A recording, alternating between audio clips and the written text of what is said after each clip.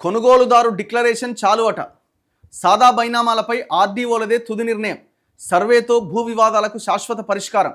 ప్రతి జిల్లా కేంద్రంలో అత్యాధునిక వసతులతో సబ్ రిజిస్ట్రార్ కార్యాలయాలు నిర్మిస్తాం. ఇందిరమ్మ ఇండ్ల మంజూరు నిరంతర ప్రక్రియ. జిల్లాల సమీక్షలో రెవెన్యూ మంత్రి పొంగులేటి.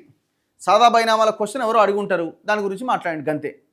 ఇప్పుడు ఆ సాదా బైనామాలు 9 లక్షల అప్లికేషన్లు పెండింగ్లో ఉన్నాయి. ఒక్క అప్లికేషన్ ఇంతవరకు పరిష్కరించింది లేదు. వీళ్ళు చేసిన ఒకే ఒక్క మంచి పని ఏంటంటే, గతంలో హైకోర్టు స్టే ఉండే దీని మీద. ఆ స్టేను ఎత్తేయడానికి కావాల్సినటువంటి పని మొత్తం కంప్లీట్ చేసి ఆ స్టేను ఎత్తేసేలాగా చేయగలిగినారు గంతే. మరి సమస్యకు పరిష్కారం, మొత్తానికి సొల్యూషన్ రావాలంటే, సమస్య పరిష్కరించిన వాళ్ళుగా మీరు మిగిలాలి అంటే ఏం చేయాలా?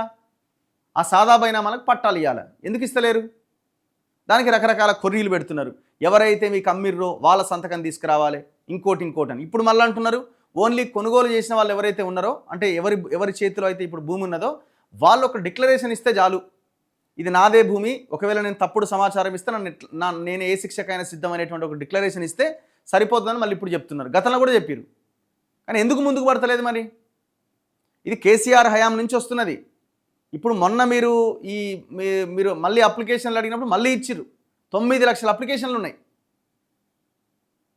ధరణి చట్టం, కేసీఆర్ ఏమో చాలా తెలివిగా ఏం చేసిండు, ధరణి అనే ఆ చట్టంలో ఎక్కడా కూడా ఈ సాదా బైనామా భూములను రెగ్యులరైజ్ చేయాలనేటువంటి ఆ సెక్షన్ అందులో పెట్టలే.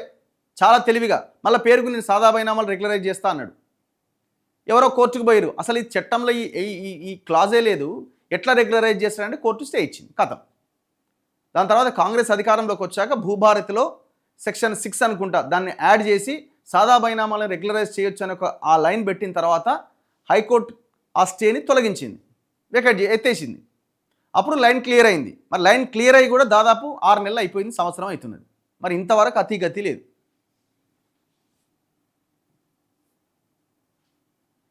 ఇగో సాదా బైనామా దరఖాస్తులను వేగవంతంగా పరిష్కరించేందుకు వీలుగా ఆర్డీఓలకు నిర్ణయాధికారాన్ని ఇచ్చామని రెవెన్యూ శాఖ మంత్రి పొంగులేటి శ్రీనివాసరెడ్డి తెలిపారు.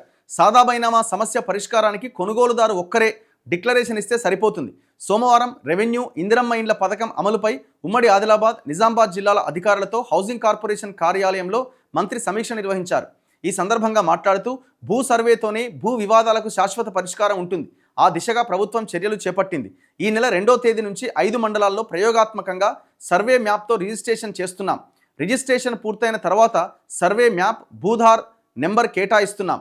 రాష్ట్ర వ్యాప్తంగా దశల వారీగా తహసీల్దార్ కార్యాలయాలు నిర్మిస్తాం. ప్రతి జిల్లా కేంద్రంలో అత్యాధునిక వసతులతో సబ్ రిజిస్ట్రార్ కార్యాలయాలు నిర్మిస్తామని చెప్పారు. ఇందుకు అవసరమైన ప్రతిపాదన రూపొందించాలని జిల్లా కలెక్టర్లను ఆదేశించారు.